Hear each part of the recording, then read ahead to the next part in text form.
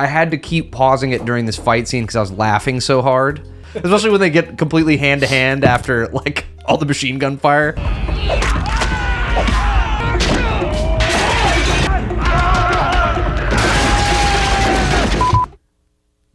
Hey, there we go. One guy's seen it, the other guy hasn't. First guy's gonna tell the second guy all about it while they both get drunk.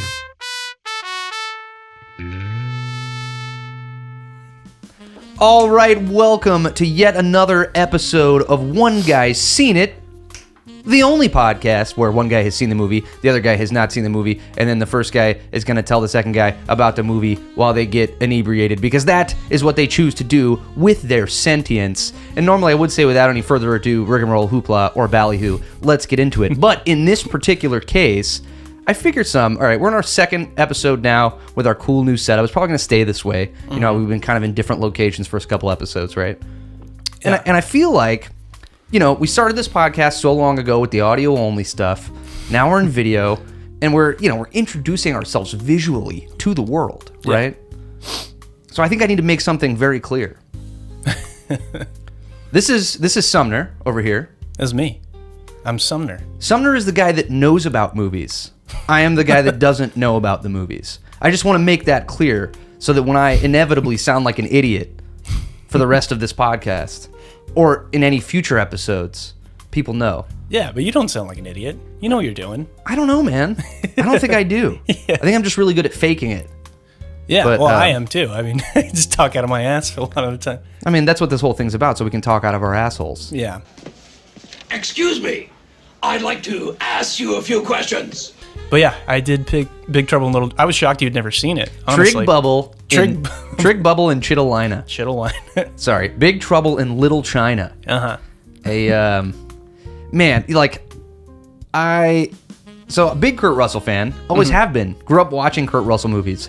I don't know how this escaped my radar. Yeah, it's Like, I really don't. It seemed right up your alley, which I was like... Because we had a choice between two, and I was like, he's got to see Big Trouble in Little China. I was so shocked you hadn't seen it. And I love John Carpenter, although, to be fair, I mean, you did show me The Thing for the first time, but I think I'd seen The Fog. See, that's the funny thing. I remember my dad, when I was maybe 10 or 11, put me through, like, a John Carpenter phase. I remember I watched The Fog, I think, with him. Yeah. There was another, I mean, obviously Halloween. I haven't seen Halloween since I was a kid, but, like, Yeah. I've been down a John Carpenter rabbit hole, but I was much younger. It's been a while. And then until The Thing a couple of weeks ago. Or Yeah, I months can't believe ago, you hadn't seen that one either. That was crazy. No, I think I actually saw the new one first when it was in theaters, which was...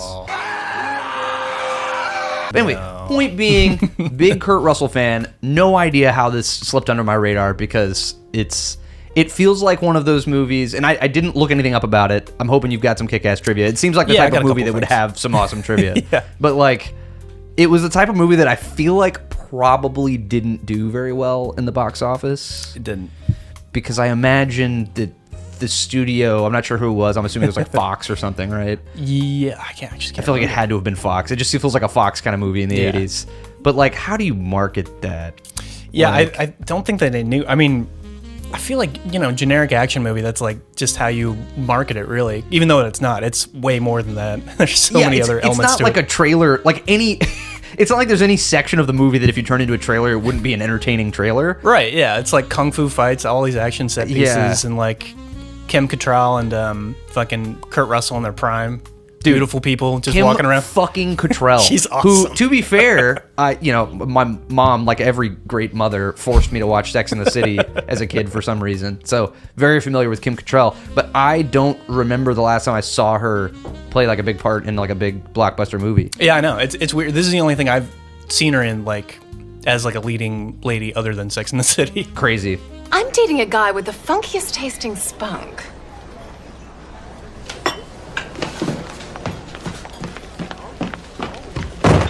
I feel like it probably didn't do very well in the box office, but I bet it has like a huge cult following. It does, yeah. Okay. Yeah, it's one of the... Yeah, I'd say one of the quintessential, like, cult classic kind of movies.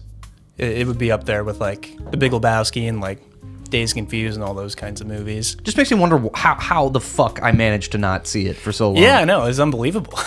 But It's a great movie. And yeah, what was I going to say? Oh, so I actually listened to last night in preparation for this. There's a bunch of clips from the commentary track of this movie, and it's John Carpenter and Kurt Russell just in a room like talking about the movie. Cool. Which is fun because you can tell they're either like drunk or high or something like that because they're just like laughing at everything the entire time. Nice. Which is awesome. But John Carpenter mentioned that they test screened the movie and it went overwhelmingly positive for, you know, everybody that watched the movie. Okay. And then the budget for the marketing part was only like $3 million, which I think was exceptionally low. It's a bizarre experience to have a film that you feel so good about.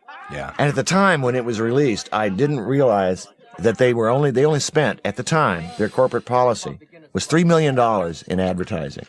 And I remember one of the executives promised... Isn't it great you can talk about this stuff now? But yeah, so I think it was just a case of the studio being like, this is fucking stupid. We don't care about this movie. And then, you know, just nothing happened until VHS came out and the VHS came out. So, and then everybody loved it. Oh yeah, I'm assuming it was a huge like home video, like banger. Well, and that was the thing too with The Thing. That was a big flop too.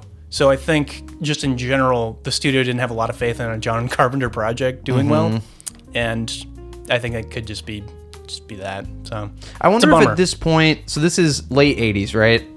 Or yeah, 86. Mid 80s. Okay. Yeah. I'm curious how big of a star Kurt Russell really was by this point. Not really. That he mentioned it in the commentary. Like he wasn't that well known at the time. One of the executives said, well, we're going to put these big ads in the paper every day, big banner ads. I looked at these things. I remember that. I remember saying, who is this guy? And I remember thinking, first of all, I don't think anybody knew me. Second of all, if they would have recognized me, you couldn't from the picture, and it didn't mean anything. I remember the ads were, who is this? Or where's he going? And it was like, who cares? Who gives a shit? Who gives a shit? I don't know who it is, and I don't care. He had done Overboard with Goldie Hawn at that time. Yeah, one of my favorites. Yeah. Which I think is where they met and like married, and because they're still married to this day. Right. Beautiful couple. And yeah, but I don't think he was a big star at the time. And is Kate their kid? No. No, she's from another. But wouldn't it be so cool to have Kurt Russell as your stepdad? Though that'd no be shit, awesome. Man. Yeah. Jesus. Yeah, I think about that all the time, dude. Yeah, just like him, just like barbecuing at home with him, you know, like, and he's just laughing like in the big Kurt Russell.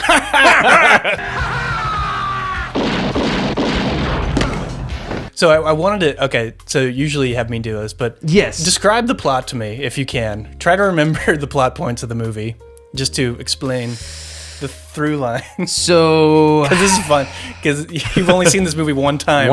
I've seen this movie like probably 10 times, and I still have a hard time being like, what? Yeah, okay, so freewheeling trucker Kurt Russell.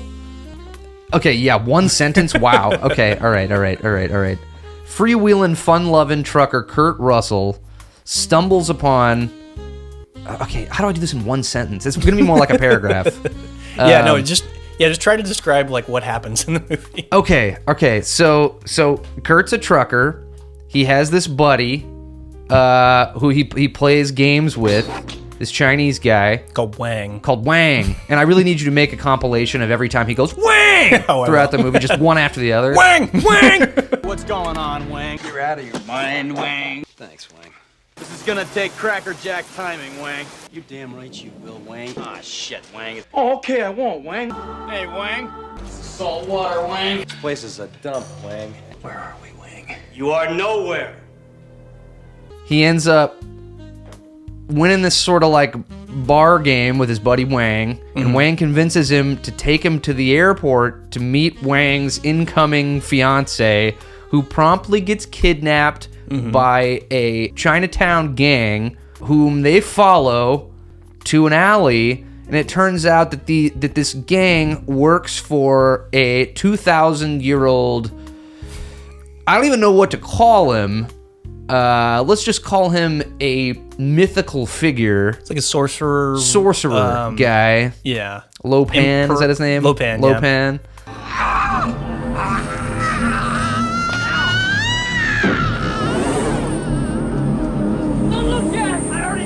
It was like, black myth, Chinese mythology crammed into just crammed into this wacky 80s action movie. It's like a comic book come to life in a movie form. It's very much that style. I think I actually wrote down, like, if I had seen this when I was 10, I would have been completely fucking obsessed with it. Yeah. Because it was like the Goonies meets like Mighty Morphin Power Rangers. Yeah, I can totally all see in that. one movie. Like just even the way that some of the effects and like lighting, like it's just so quintessentially mid 80s. Like everything about it. When I think about action movies from the 80s. Although to be fair, this was, to their credit, a little bit of a different sort of, like, I know Kurt is doing the whole like American action hero thing, but he's really not that throughout the whole movie. He's like a sort of a buffoon, which I feel like they lean into just enough for it to work. You know what old Jack Burton always says at a time like this? Who? Jack Burton. Me. So his voice, or what he's channeling in his like voice, is John Wayne. He's just doing the John Wayne impression. Yeah, okay, like, I see that. I beg forgiveness for her, Okan. Come on over here and fight like a man. So the running joke in the movie is that like he's supposed to be like they even open the movie like, oh, Jack Burton, he saved us, you know, leave him alone or whatever. But the running joke is that like who would technically be the sidekick, Wang, is actually the badass that like does all the stuff in the movie. Right. And then Kurt Russell is just walking around. He has no idea what he's doing. Yeah. He gets scared by everything. He's like, what's going on? Yeah, and like, that's why it works. But he's walking around like the American action hero, but he has no clue about anything. He's just completely out of his element. Yeah. And that's kind of like the running joke of the movie is like, what if John Wayne was completely unprepared for what he was going to be seeing? Yeah, I mean, and it's perfect in that way, because I feel like for like the whole first half of the movie, he still just doesn't believe anything that's happening. Like, it's just been all this absurd shit right in front of his face, and he's like, nah. Yeah, at least the first like third of the movie, he's still like in disbelief about it all. What does that mean?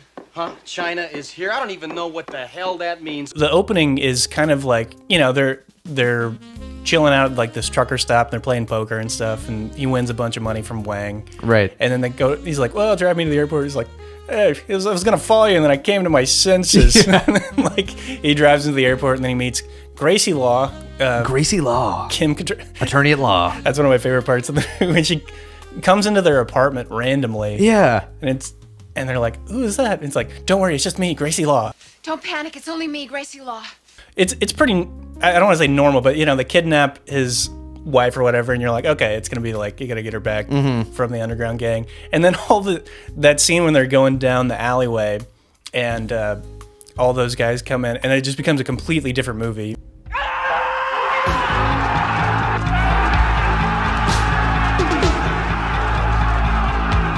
Dude, I couldn't stop. I could not. I was sitting there. Again, I watched this movie in VR for no reason. But I had to keep pausing it during this fight scene because I was laughing so hard that my headset kept falling off. Yeah. Because all I could think about was the Anchorman fight scene. Like, I'm gonna straight up murder your ass. especially when they get completely hand to hand after like all the machine gun fire.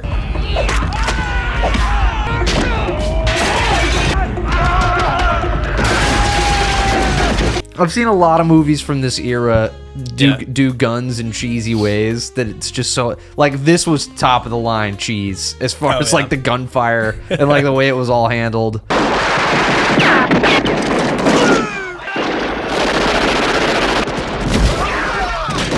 But it adds to it, like, oh yeah, it's there's cheese and then there's fucking like there's queso. This movie was queso. This is smothered all over me. Definitely queso. I loved it.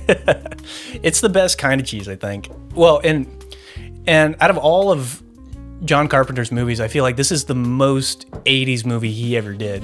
Like, this just feels like it came straight out of 1986. Yeah.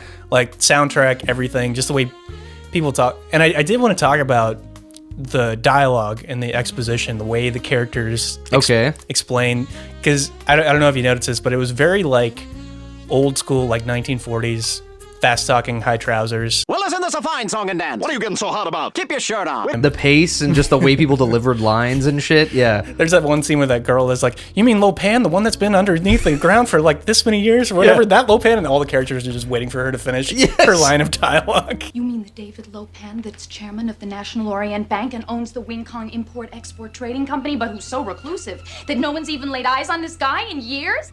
Who the hell are you, anyway? This is John Carpenter, right? Kind of considered one of like the kings of horror, right? Yeah. And like, it's not a horror movie. There are some great monsters, which we can get to. But, I love the monsters. Some great fucking monster costumes.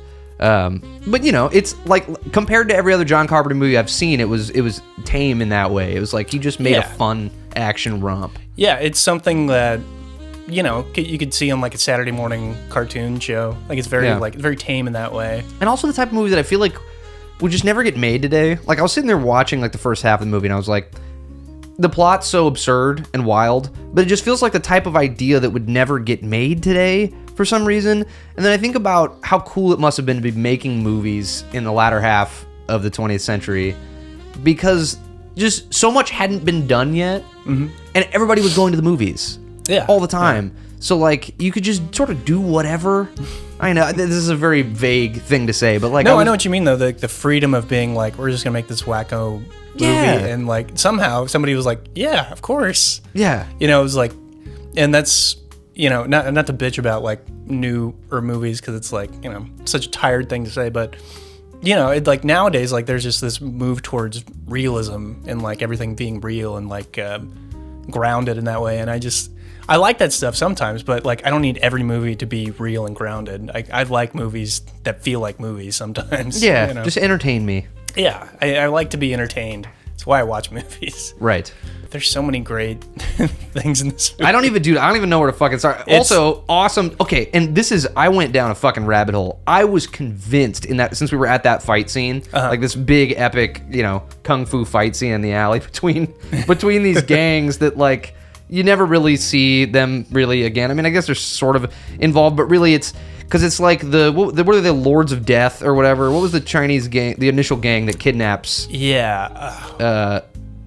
Wang's fiance. I can't remember what they're called. Like the Lords of Death. They are obviously working for Lo Pan, and it's like, well, that's the deal, right? So Lo Pan's this mythical dude, but he has these 3 main like lieutenants that are called the Storms, that are these sorcerers that sort of work for him. Yeah. And I'll get to this later in the movie because when they're first introduced, they're introduced as being just absolutely unstoppable. Right. Like they're these sorcerers that cannot, like, they can just fuck everything up with their lightning balls and all kinds of crazy shit. Oh, did you catch? Destroy buildings. Did you catch when they first came on? Like, did they remind you of anyone? Like with the straw hat and like all the lightning thunder? I mean, I would say Yoshimitsu from Tekken, but who are you thinking? So I looked it up this morning because I was looking up some of the trivia. So Raiden from Mortal Kombat, it was one of the big inspirations for his character design was that. Really? That scene, yeah. And probably for Yoshimitsu too, in Tekken, who was like the Raiden of Tekken, kinda. But anyway, video game nerdery. But anyway, the whole reason I bring them up is during this scene, there's I don't remember if it's the Lords of Death, if he's like a member of their gang, or if it's one of the other gangs, but there's a guy fighting that, and this is not me being racist, I was 1,000% convinced was Jackie Chan. Like 1,000%. Yeah. The guy looks just like him, like a super young Jackie Chan. I was like, holy fuck. I think I know who you're talking about too. Do he you? does look like him. Oh my god, it's Jackie Chan! Hi there, always nice to meet a fan of my movies. So it's funny you mentioned that. John Carpenter wanted Jackie Chan to play Wang's part. I think Daniel Dunn, I think is his name. Okay. But he wanted Jackie Chan to do it, but the studio rejected it because they were like, I don't think Jackie Chan's English is good enough to be in the movie. What? Yeah. My daddy want to cut a bullet by his bare hand. No bullshit. I mean, Jackie Chan was a huge star in Hong Kong at the time, making these crazy action movies.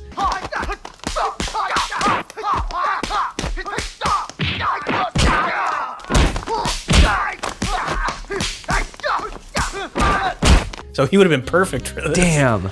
So, and I love the guy that plays Wang, though. I think he's great. Yeah, he was awesome. He was great. Anyway, point being, it made it hard for me to focus on some shit for a while because I was just fucking convinced that was Jackie Chan. I'm like, am I the only person that knows that was Jack? Like, he just snuck in there as an uncredited extra. Yeah. Anyway, so had to point that out.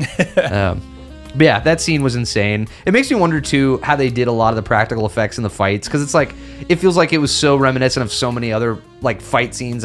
Like, is this the type of movie they were using like trampolines for all the jumping and like okay, yeah, like, it felt like that. Yeah, it's like a stuntman's wet dream kind of thing. Yeah. It's just like there's so many aspects to it that are so just I don't know another way to say it, but just very like quaint and nice and just like not taking itself seriously at all. And it's like if you're on board with the expositional dialogue and like the wacky action and like the plot kind of just being serviceable to the action scenes. It's plot-ish. Yeah, plot-ish. Doesn't really matter, doesn't really make sense, doesn't really have to. No. It's not important. No, and that's the thing. It was a tough internal battle for me the whole time I was watching it because I was like, I'm enjoying this. It's a terrible movie, but I'm enjoying I disagree. It's just how, like, see, this is another reason why I said I wish I would have seen it at 10 years old, because it would be one of those movies that I would defend rigorously. Like, anybody that said shit about it, but it's like watching it objectively as a 31-year-old man for the first time, I was like, I can't sit here and be like, this is an amazing... It was amazing in ways that aren't, like... It was amazing in ways that I can enjoy, and, like, I understand people enjoying, but, like, I don't know if I could sit here and be like, that was a great movie I just watched.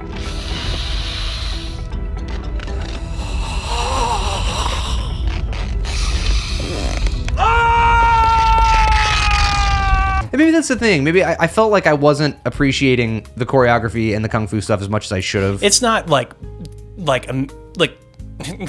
amazing or anything like that, but it's it's fun, like if you're into that kind of style. But I will say, I do think this is a great movie the hindrance is kind of what you said. You kind of have to just turn that part of your brain off. Yeah. And just be like, none of that stuff matters. Yeah. I'm just purely going to be entertained. And if you come at it from the point of entertainment, because I showed it to my parents, or it was just on one day, and they were watching it, and there's like a scene of like the characters talking and stuff like that, and they're having a great time, and then this action set piece comes in, and they're like, "This is so stupid." I'm like, you have to completely shut that part off. It's still wildly entertaining.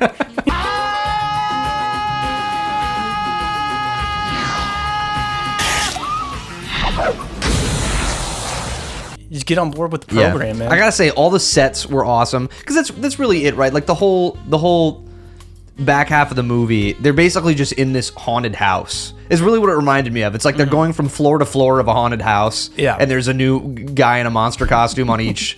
Like a new guy on every fucking floor. Or the guy when they're walking down in the pit or whatever. And then the guy gets eaten by the snake. Yeah, was it a snake? I don't know what the fuck it was. I can't remember what it was. Just like it just comes out of the wall. It's like, like it's so great, and it's awesome. And I really want to point out. I know we're just jumping all the fuck around because the plot's whatever. But like the what's his name? James Hong? Oh, he's my favorite part that plays Loeb. Dude, I was so excited when I realized it was him. Because him, to me, is like weird parts in other movies, and then also the Kung Fu Panda dad. He's the duck in Kung Fu Panda. Like, so as soon as I heard his voice, I was like, oh my god, I'm so stoked for this character. Yeah. And like, he was amazing. It's one of the funniest parts of the movie, because he's in like this old man makeup for like a majority of the movie. Yeah, because his skin is rotting, right? He's like 2,000 years old. And yeah, but it's so funny because he starts talking, and he's like, I can't do the voice, but that was pretty good, yeah.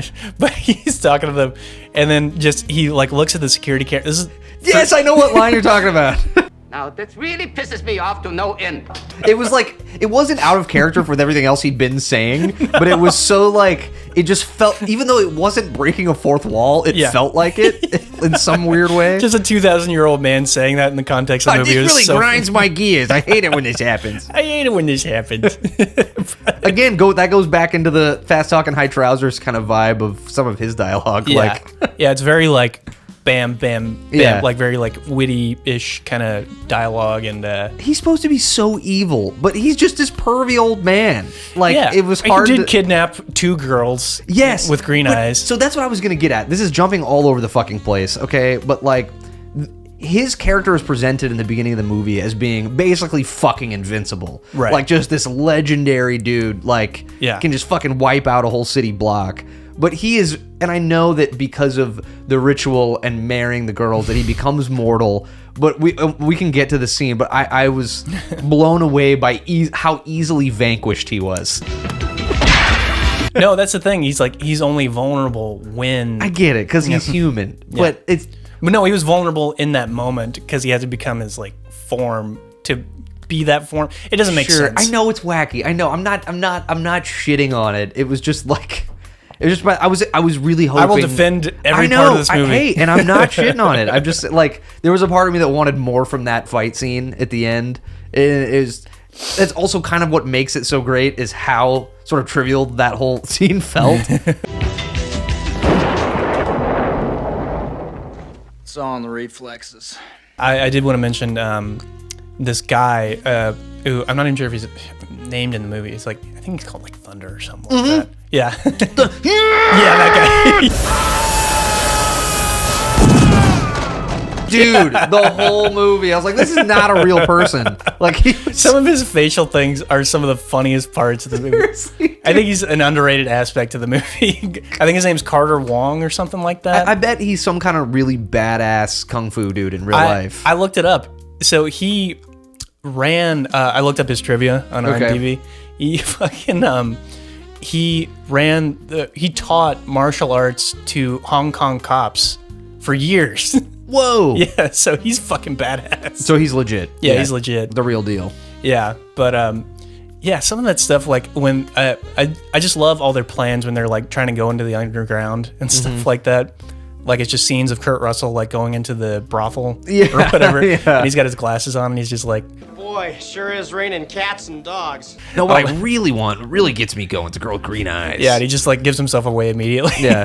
What does he say? Oh, it's raining cats and dogs out there. Cats and dogs out there. Just be a normal guy. But yeah, the scene when they go into like, I don't even know how they know that this is the place to go. Like, they just go into like some building and they're like pretending to be like it's repairmen. Kim Cattrall. She knows. Oh, okay. Because she knows all she knows about everything. Lopan. Yeah. The girl they kidnapped, they took over to the White Tigers for a quick sale. Oh, dude, I wanted to bring this up too. Her friend in the movie, I can't remember the character's name. Yeah, her journalist friend. Morgan or something. Yeah, her journalist friend. It's fucking nuts. She is Meredith Grey's mother in Grey's Anatomy. Is she really? I've never seen her in anything else. She's like Dr. Grey. She's like her mom who has Alzheimer's, and it's insane. See, the first time I watched this, I thought it was Cynthia Nixon from Sex and the City, the redheaded lady. But I mean, it looked like, you know, it that would have really been look so like awesome. But it was just like the Sex and the City is like kind of thing. More Sex in the City, yeah. Yeah. No, but it's just crazy because I've never seen her in anything else. And I just started watching Grey's Anatomy. Again, this is like the third episode in a row I'm bringing up Grey's Anatomy, but like, I've never seen her in anything else. And what's nuts is this was, what, 1986? Yeah. And the episodes of Grey's Anatomy I'm seeing her in are early 2000s, so 20-year difference, really. And she looks exactly the same. Like, Really? she didn't age at all over 20 years. Yeah, that's crazy. Anyway, fucking nuts. Meredith Grey's mom Meredith in the Grey's movie. mom. Anyone can fall in love and be blindly happy, but not everyone can pick up a scalpel and save a life. It's just funny how they break in because they don't really have a plan. Yeah. They just walk in like, we were going to pretend to be repairmen. It's like, oh yeah, back here. And then they just walk through the door. They're not even like dressed like repairmen or anything. They're just like wearing whatever. Yeah, but like Carter Wong's whole fucking, I don't know, presence in the movie.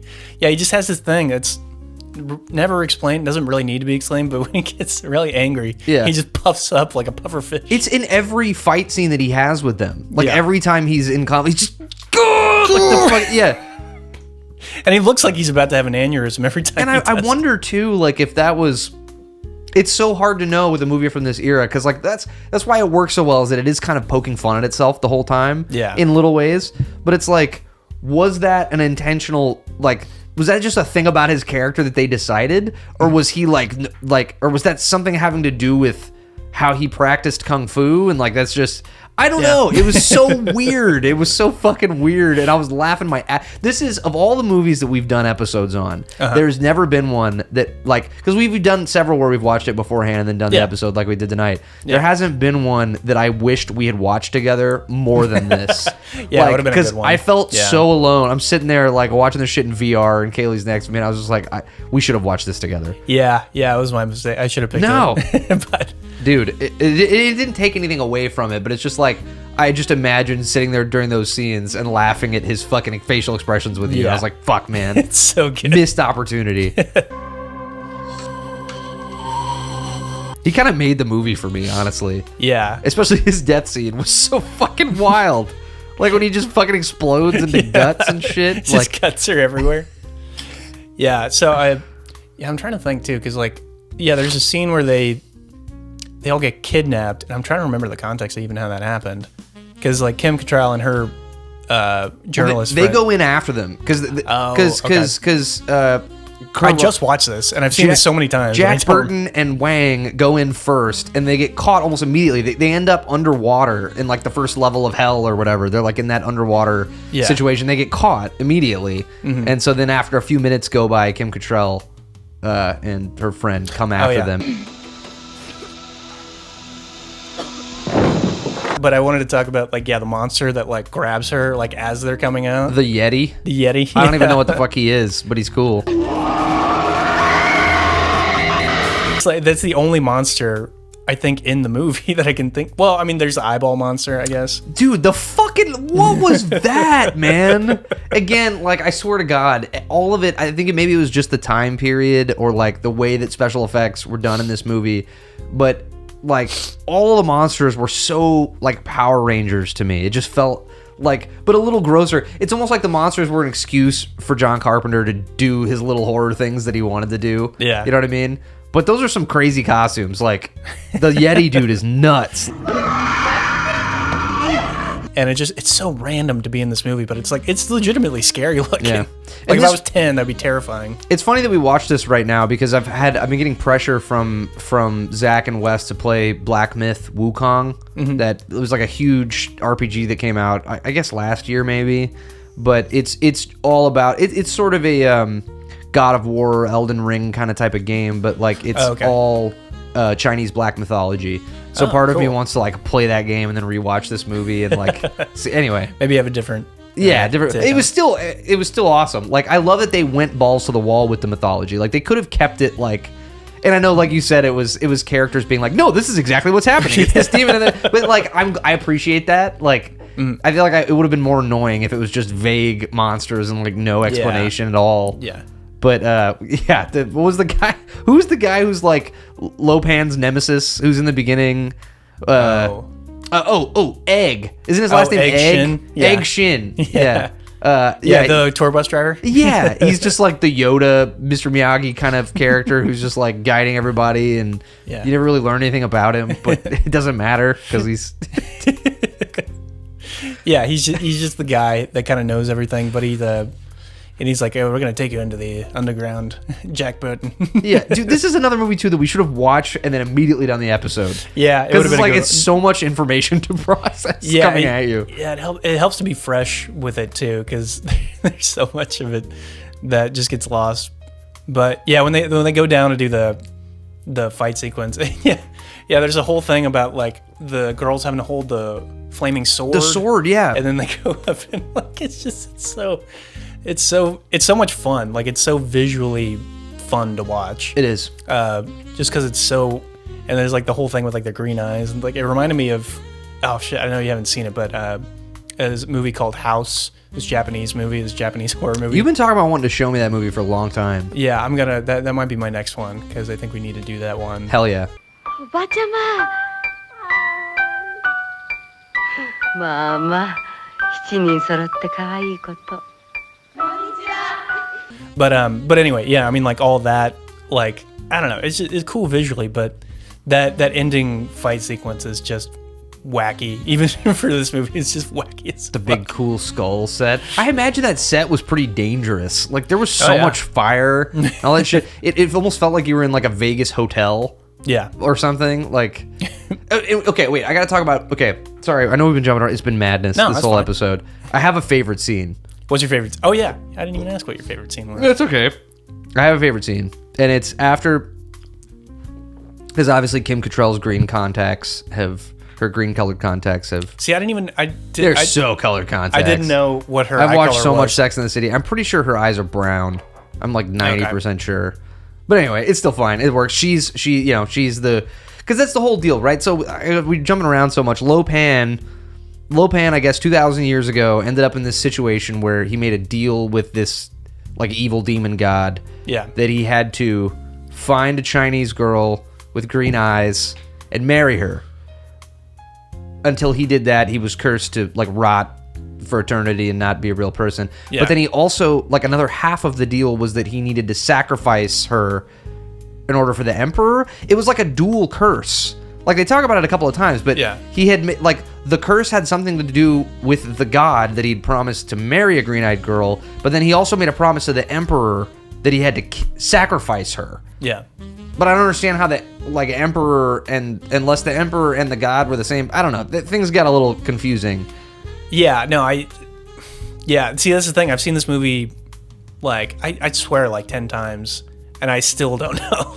Either way, none of that stuff like has ever resonated with me, I guess. That's cool. It doesn't matter. He kidnaps Kim Cattrall too because he's like, oh, perfect. Now I can, instead of having to marry the first green-eyed girl and then sacrifice her, I can marry her and then sacrifice Kim Cattrall because she also has green eyes. Right. Okay, that makes sense. Okay. So there's this scene, my favorite scene. Because how many times have you seen it? Like 10 times. That never clicked? No, and I mean, like, and it should have. No, I mean, I'm sure I knew that. I was just like, it's been like a year since I've seen this movie last.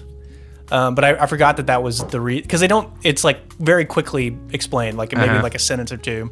Yeah, and that's why, and then that makes total sense. Like okay, never mind. Sorry, continue. Really? I'm supposed to be the guy that knows shit. Yeah, come on, man. What are you doing? I don't know anything. Jack Burton, you look like the type of guy who's been with a bunch of girls, don't you? You know, things never work out. You know, girls suck. He's like, yeah, because he's giving him shit. He's like, it's taking you 2,000 years to find a green-eyed girl. What, I'm supposed to buy this shit? 2,000 years and he can't find one broad to fit the bill? Come on, Dave. You must be doing something seriously wrong. Anyway, my favorite scene is shortly before the big end fight here, and it's when Lopan is doing the ritual, like it's like the marriage is before the marriage ceremony. He's doing like this ritual where they're in the hallway where he ends up getting killed in a little bit. But there's like all the gold Buddha statues around, right? Or not Buddha statues, whatever those statues are. And it's like in this hallway, and he's got Kim Cattrall and the other chick holding the swords up in the air, or it's like it's his two of his storms, like his like henchmen, the wizards or sorcerers, right? Oh yeah, they're doing like this routine, like I guess it's like part of the ritual or whatever. Yeah. And it's like, dude, I just couldn't handle it. Like it's like a solid 3-minute scene of both of them doing this like choreographed. I know it's like a form or whatever, right? It's like a kung fu form that they're doing, but it's just like, and he's just like, yes.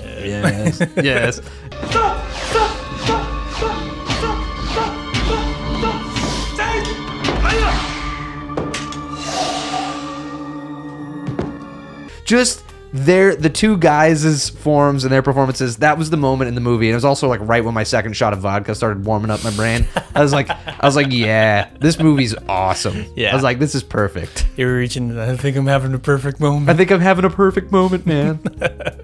Yeah. Anyway. That's great. No, I'm with you. Yeah, that was with all the crazy shit that happened. That was my favorite scene. It was just like, yeah, this is what's happening right now. I love the part where it's when that dude gets eaten by like the snake thing that comes out of the wall.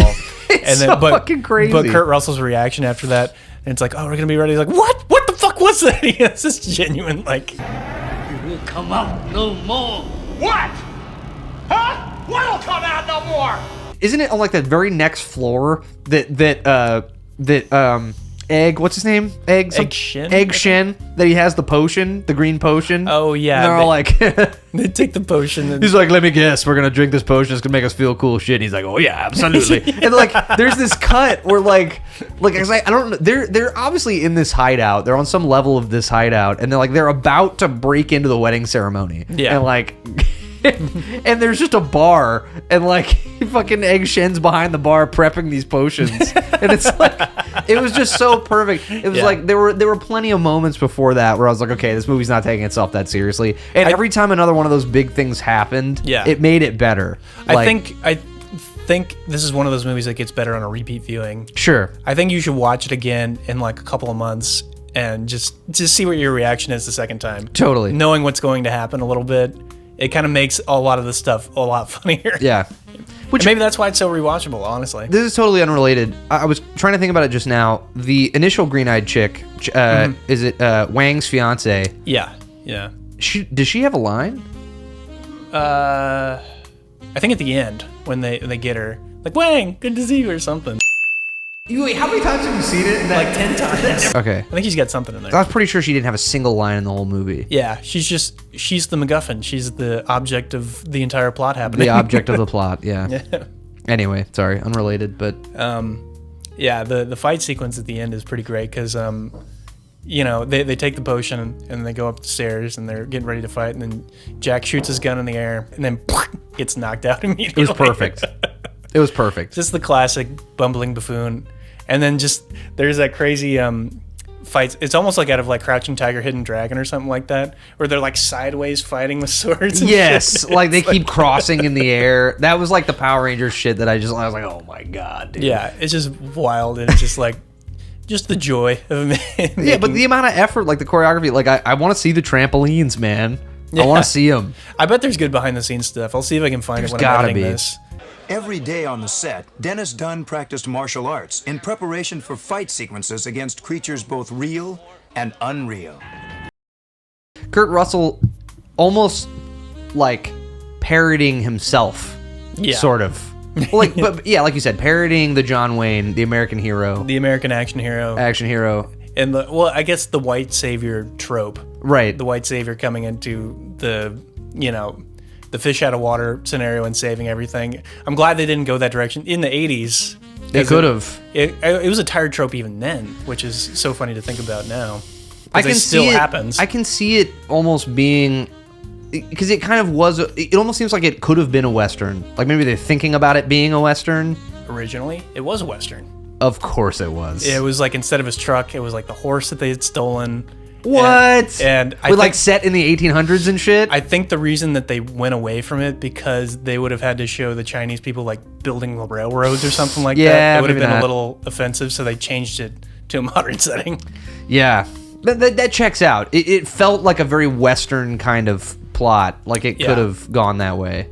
Yeah, and I think originally it was conceived that way, and then they switched it to modern. Or at least inspired by Westerns. Yeah, definitely inspired by Western. Yeah, and that's one of the cool things about that. It has so many different genres that are blending in and out of it. So it's got like 40s, like fast talking, tight trousers, kind of dialogue, and then it's a sci-fi movie, it's a fantasy movie, it's kind of a Western, and it's like just all these different subgenres like blending in and out of each other. It's really fun to think about, like all the different elements it's bringing to the table. Yeah. So I mean, it was a fucking gem. I'd love to watch it again. Yeah. Okay. We should. I know we're pretty fucking far into this. We should talk about how the movie ends, right? They go through this multi-level haunted house of horrors of Chinese mythological horrors, and they finally get to Lopan. They get to this wedding ceremony. There's this epic fight, and he completes the wedding ceremony. Yeah. And he becomes mortal. And vulnerable. And we get the callback to the intro of the movie. Kurt Russell shows up, and in one fell move... We gotta talk about this knife, because this is one of the funny things throughout the whole movie is like, in the initial fight, like the big Chinese gang street fight, he's holding the knife in the truck, and it's like, okay, that's a joke, knife to a gunfight. Yeah. And then later in the movie, he has a gun when everyone's fighting with blades. Yeah. And it's like he has a gun in a knife fight. And it's like, it just seems like he never has the right weapon for any given scenario. Yeah. And that's kind of a funny little joke that I just sort of noticed throughout. But there's one scene when they're crawling through the sewers, and so I noticed that the knife that he has this one knife through the whole movie, but every time you see the knife, it's a different knife. Like every time, it's got like a slightly different handle, like different blade ridges. Dude, I just pay attention to weird shit, man. Yeah. And there's one scene where, like, when he's crawling through the sewers, that he's got the knife in his mouth, and it's so obviously like a prop, faked like toy like a rubber blade, knife, like a rubber knife, because the blade is like a whole like 2 inches thick while it's in his mouth, and it just cracked me up because I know it's like I'm watching it in fucking 1080p HD, like in VR with it just blown up in my face, and I can see every fucking detail.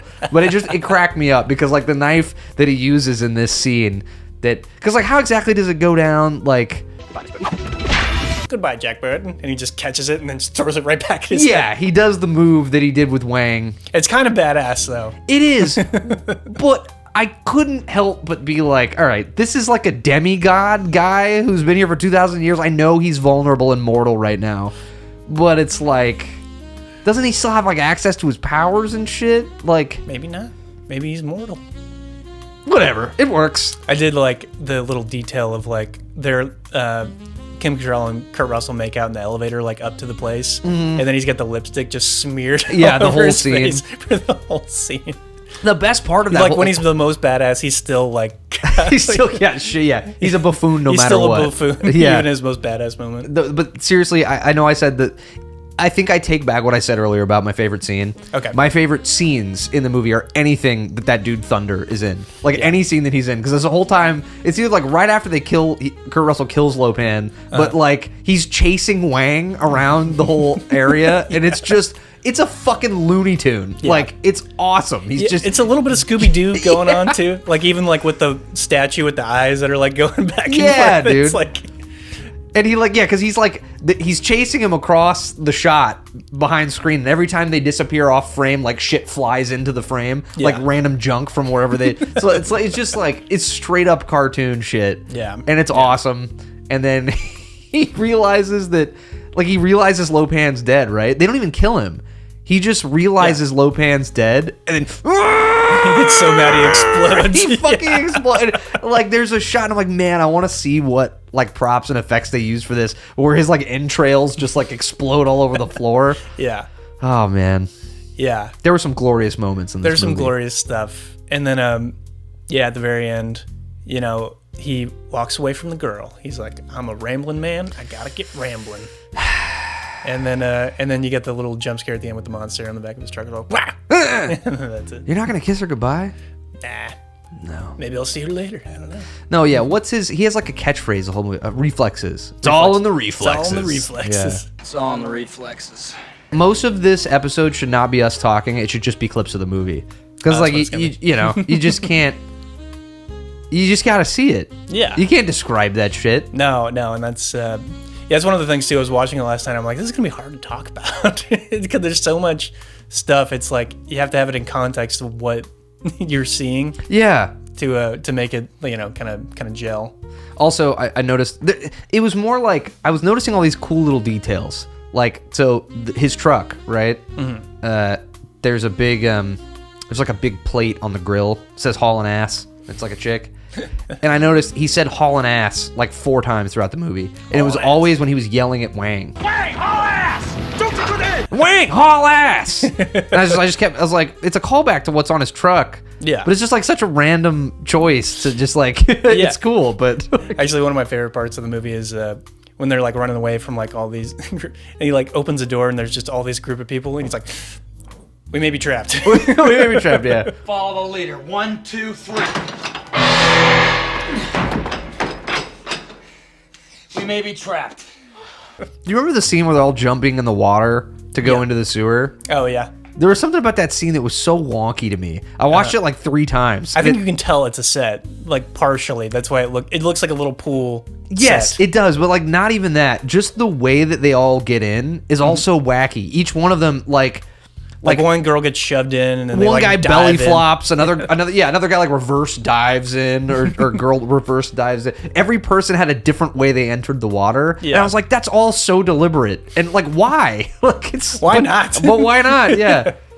Yeah, it is absolutely a movie that requires a few more viewings before I can grab every little nugget of gold out of it. Yeah, it's just one of those movies you kind of just throw on, like, not while you're doing something else, but you're just kind of like chilling out, like I want to watch a fun movie right now. Yeah, it's kind of that vibe. I do want to know though, because the movie ends with the weird Yeti dude in the truck. Yeah.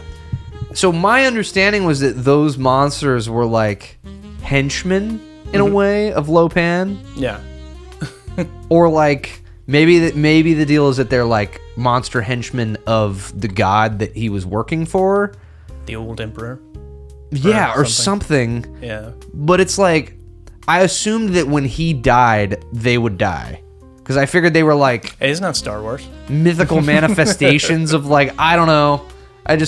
Maybe not. They have their own lives. They have their own lives. They have their own quarters that they sleep in. Right.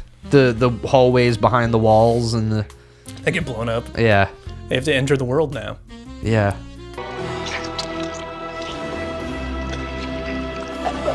So, one more fucking thing I wanted to talk about. Yeah.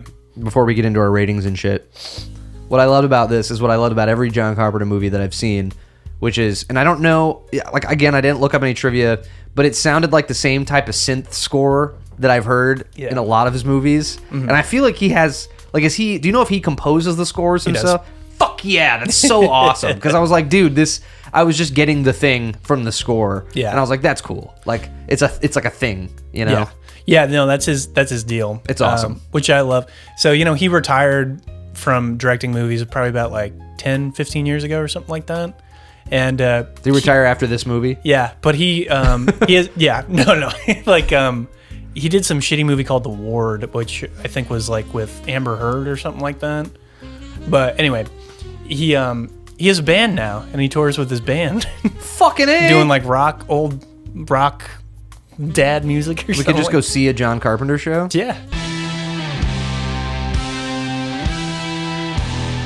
But he's so funny too, because they want to do remakes of his movies all the time, like do like the Halloween reboots. They did the Terrible Thing remake, and he's so funny about it too. He's like, I don't give a shit as long as I get paid. I really don't give a fuck.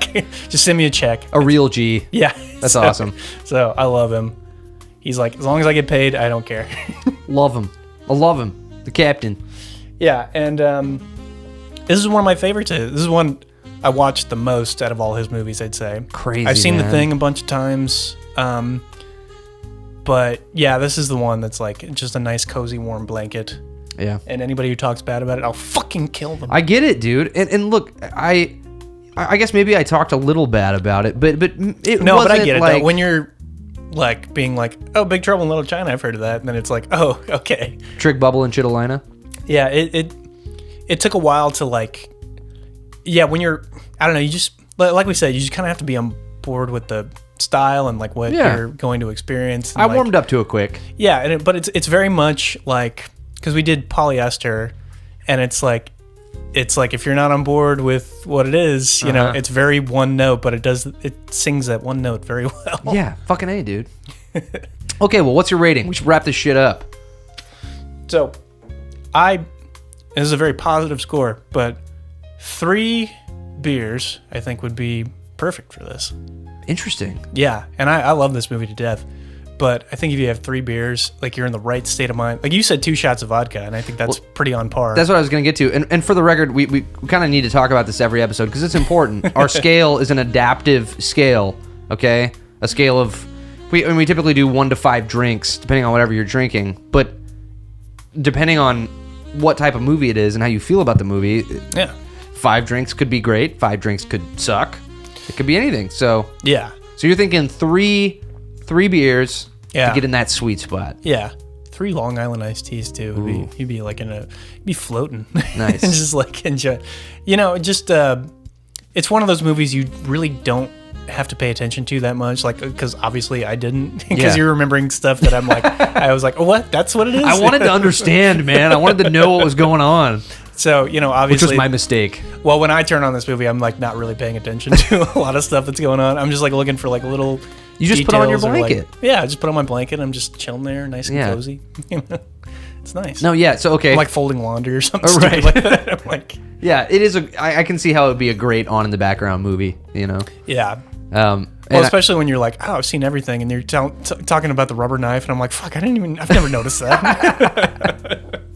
Yeah, dude. So here's what I'll say. So my rating, I wish I had the double vodka that I had while I was watching it right before I watched it. Yeah. Because as soon as that second shot kicked in, man. 2 shots of vodka. Mm-hmm. Like right about that, right about the time that they were doing the like ritual. Yeah. With the 2 girls, I was like, oh yeah, I'm on board now. You know what? I'll add an addendum to my thing too. It's like 3 beers and a friend next to you. 3 beers and a friend. And to get the full enjoyment of the movie. Because it's like, it's watching it by yourself, but it's way more fun to watch it with another person to absorb what you're seeing with. Yeah. Especially someone who can like not take the shit that seriously. Yeah. Like someone that you know and love. Yeah. Yeah. So yeah, it's one of those kinds of movies. It's not like super deep or anything like that, but it's fucking awesome. I loved it. Dude, and you know what we didn't do this time? We didn't talk about what we're drinking. We're still searching for our sponsorships. Modelo. We've moved on to Modelo. Modelo was the order of business this week. I feel like they could actually sponsor us. Hit us up. Come on. We have 6 subscribers. We're drinking your beer responsibly while we talk about movies. So's TJ back there. Oh yeah, check out TJ. We're very proud of TJ over here. our new Tyrannosaurus Rex. He's our little monster. He inspires us. To drink more beer. He does.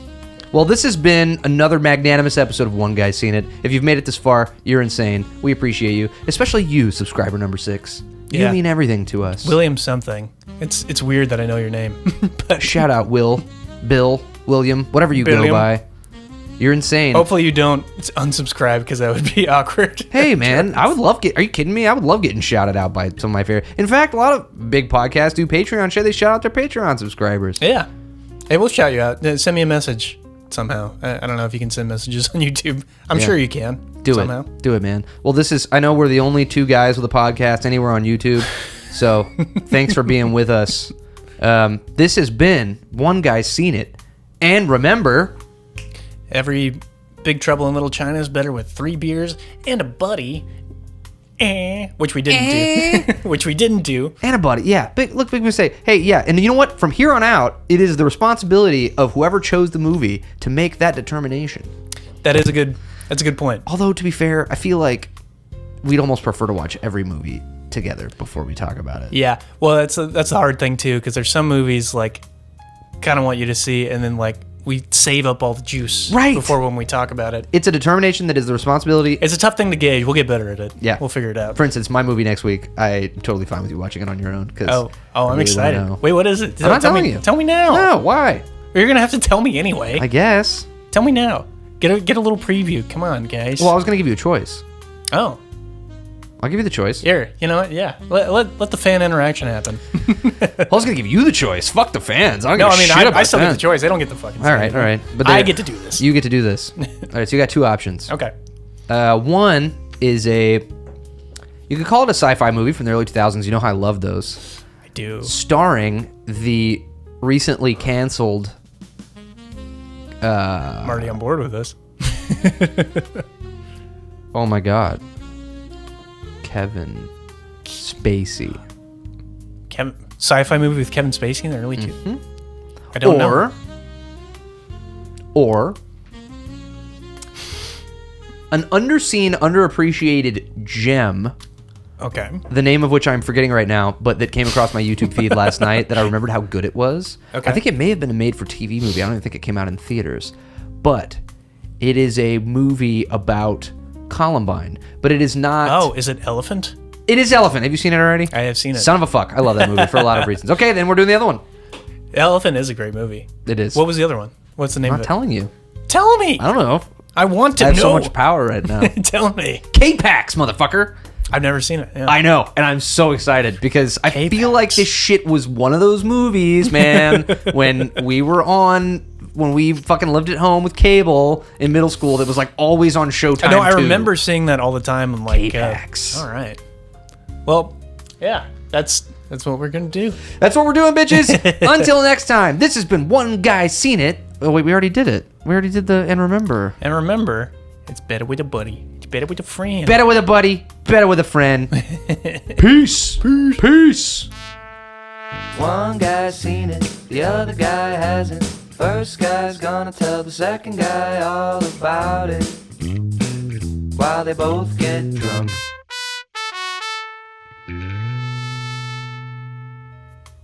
One guy's seen it, the other guy hasn't. First guy's gonna suck a fucking dick, man.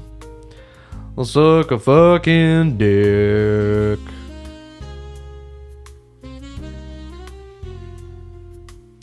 Suck a fucking dick. Suck a fucking dick.